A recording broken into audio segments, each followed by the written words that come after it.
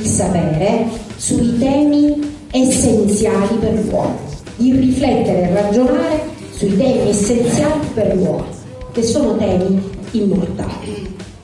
Dove le mie sensazioni non contano più. Io non direi proprio nulla per garantire quello che il liceo classico in silenzio ha manifestato nel tempo e ha veramente fatto nascere grandi personaggi. Tutti siamo intelligenti, dobbiamo solamente fortificare l'intelligenza, che sarebbe la raccolta di una logica analitica, attraverso l'etica. Perché insisto sull'etica? Noi abbiamo una confusione che filosoficamente non esiste. L'etica è il valore universale di libertà, giustizia, e tutto quello di amicizia. La filia è la cosa bella, significa amicizia e amore.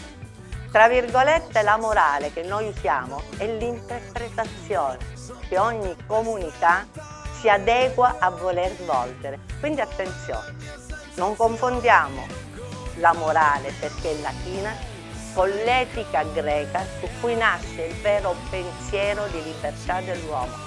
L'uomo sarà libero solo quando potrà studiare le nostre radici, che sono legate al greco e al latino. Io l'ho fatto, mi ritrovo qui ancora piena di passione e di entusiasmo e penso che in questo istituto si siano veramente maturati delle eccellenze. E la cosa bellissima è che renderete conto dell'attualità delle tematiche che sono proposte.